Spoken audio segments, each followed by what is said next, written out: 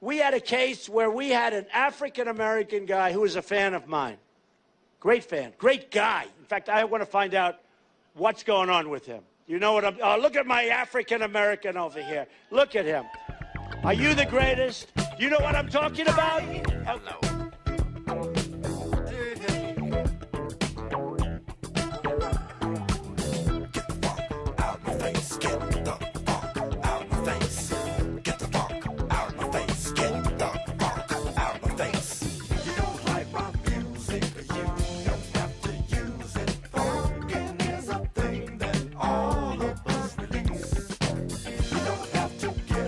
No group in America has been more harmed by Hillary Clinton's policies than African Americans.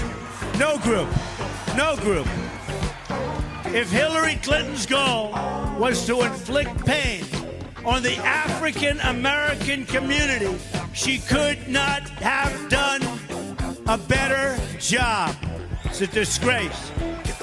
Tonight, I'm asking for the vote of every single African-American citizen in this country who wants to see a better future.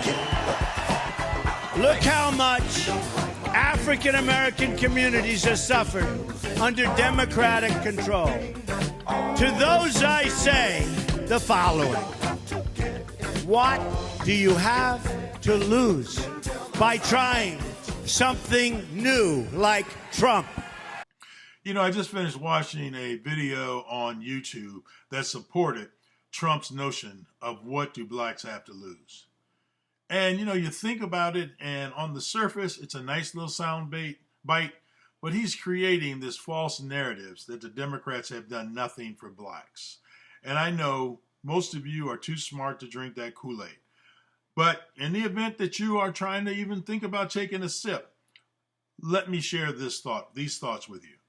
You're voting for a party, not a king.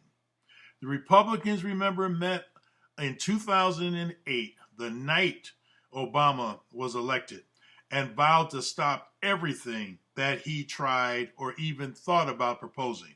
As you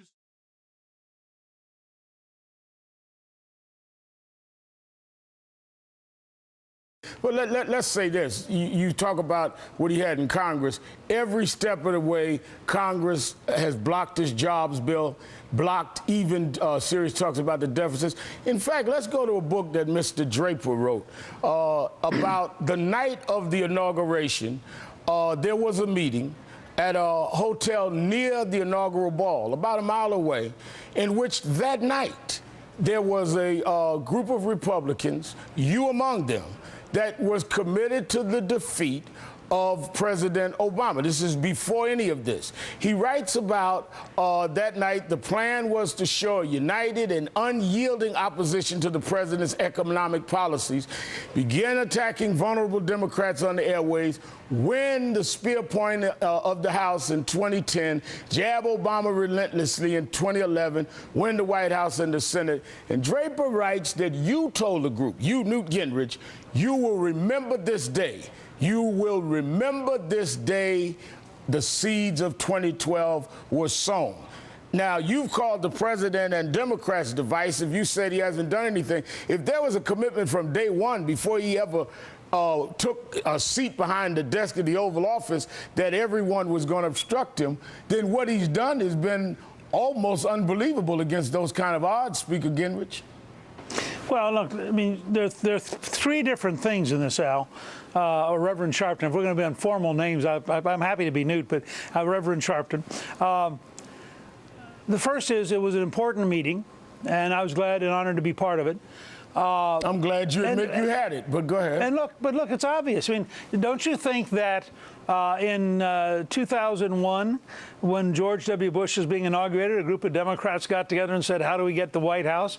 And in 2005, they got together and said, how do we get the White House? In fact, but there's a qualitative difference in how do we get the White House, and that we are committed tonight to block everything he does, that we are going to be relentless and really care nothing about the fact that he was inheriting the worst economy since the Depression by a member of your party. Here's what President Obama accomplished in spite of the Republicans' strategy to obstruct everything that he put forward and be the party of no during his entire administration. As you saw as he progressed through his presidency, even things that they had supported in the past, they voted against. So no matter what Trump promises, the Republican Party will never go along with some of these proposals that he's talking about. His proposals that you may like are not supported in the party's platform and have never been supported by the Republican Congress. Now think about it. Pause. Name one thing the Republicans have supported in the last 30 years that would benefit people of color.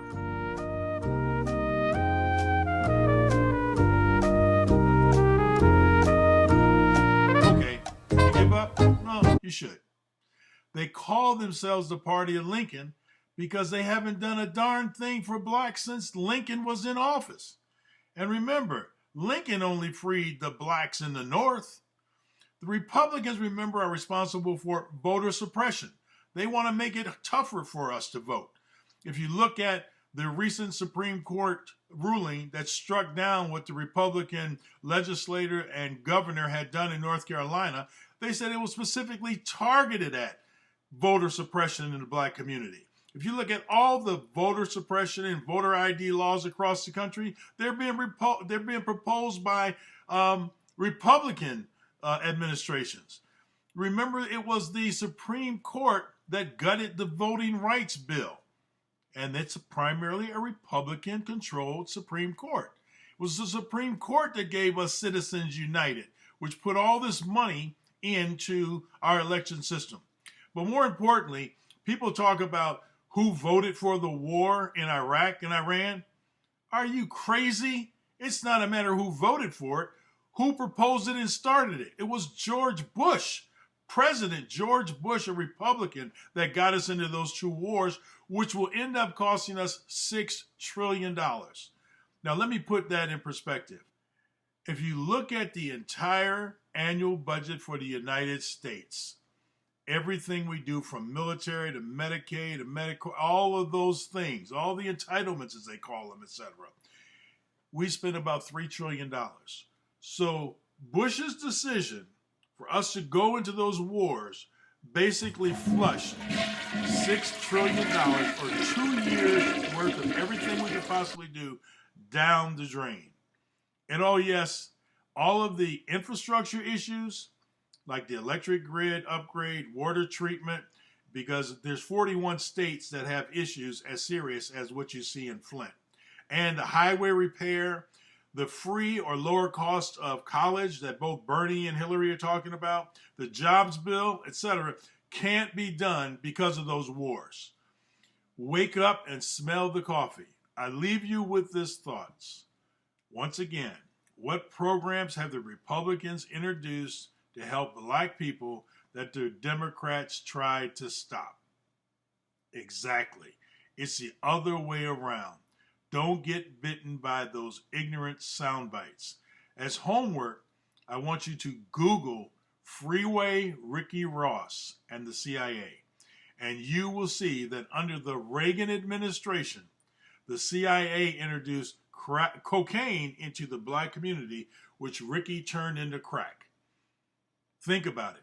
Where would our community be if we didn't have to deal with the ravaging effects of crack cocaine? And you're thinking about voting Republican? All I can say is, come on, man. We won the evangelicals. We won with young. We won with old. We won with highly educated. We won with poorly educated. I love the poorly educated.